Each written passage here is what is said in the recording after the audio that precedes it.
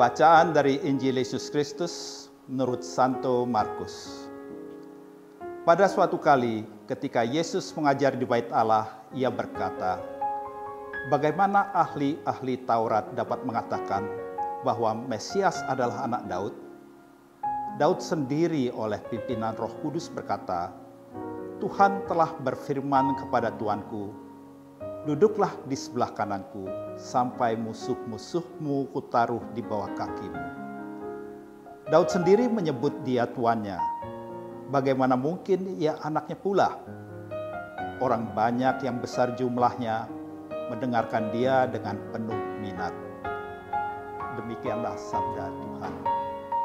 Shalom, nama saya Alex Sostiadi dari PD PKK Santo Yosep di Denpasar, Bali. Kalau kita melihat judul perikop di Alkitab yang bacaan hari ini Markus 12, 35-37, di sana judulnya adalah hubungan antara Yesus dan Daud. Juga kalau kita lihat di Alkitab yang ditulis dalam Injil hari ini, isinya sama dengan Matius 22 ayat 41 sampai 46.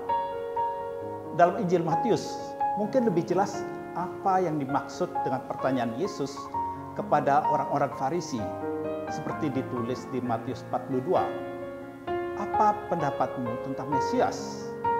Anak siapakah dia?" Kata mereka kepadanya, "Anak Daud." Para ahli Taurat percaya bahwa Mesias adalah keturunan Daud. Dalam tulisan-tulisan para rabi, Mesias selalu disebut dengan gelar anak Daud. Yesus pun dipanggil dengan gelar tersebut. Kalau kita bisa lihat salah satu contohnya adalah dalam Markus 10, di mana Bartimius, seorang pengemis buta di kota Yeriko, yang berteriak kepada Yesus memohon untuk disembuhkan, "Yesus, anak Daud, kasihanilah aku."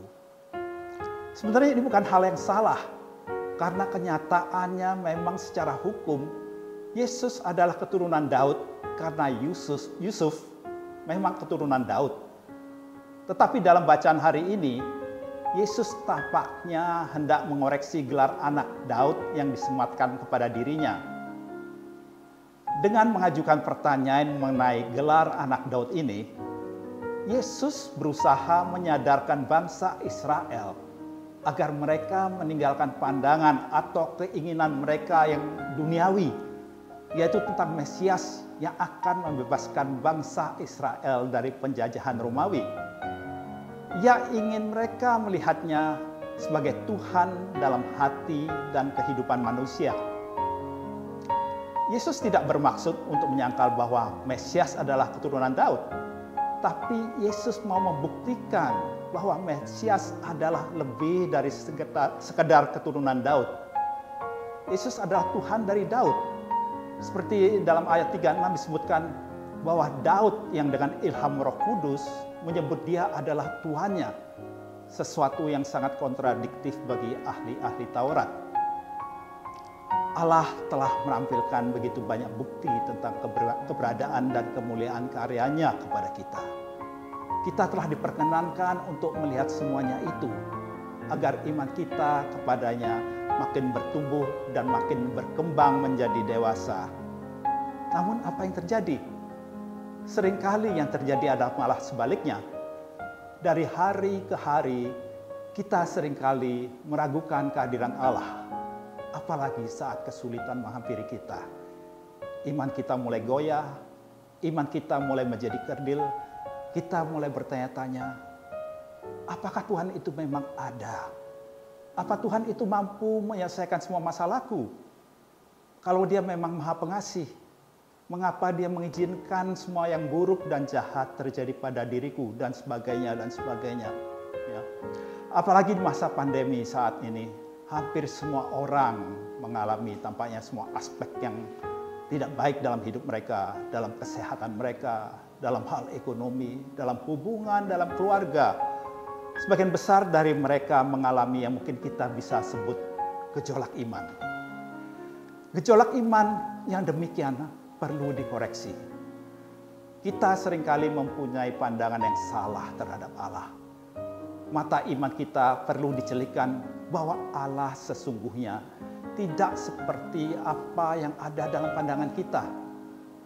Kita seringkali sadar atau tidak sadar menghabiskan waktu kita berdoa menjadikan Tuhan sebagai pelayan kita, supaya sebanyak mungkin permintaan atau keinginan kita dikabulkan. Sedangkan Yesus sendiri datang ke dunia untuk melayani, bukan untuk dilayani.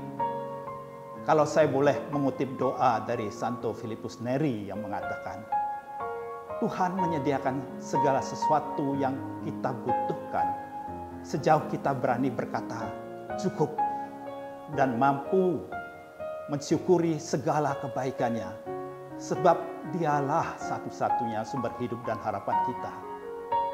Dengan ajaran ini, Yesus mengingatkan kita untuk membebaskan kita dari pandangan kita yang sempit mengenai Allah. Kita baru saja merayakan Pentakosta. Kita jangan cuma berhenti pada perayaan hari itu. Tiap hari adalah Pentakosta baru bagi kita. Kita harus lebih sering, atau tepatnya setiap saat mengandalkan Roh Kudus sebagai penolong kita menjalani hidup di dunia ini dengan segala permasalahannya. Maukah kita berbenah diri? Marilah kita belajar dari Yesus dan berusaha hari demi hari untuk dapat dan mampu menjalani kehendak Allah sampai pada kesudahannya. Tuhan memberkati kita semua. Amin.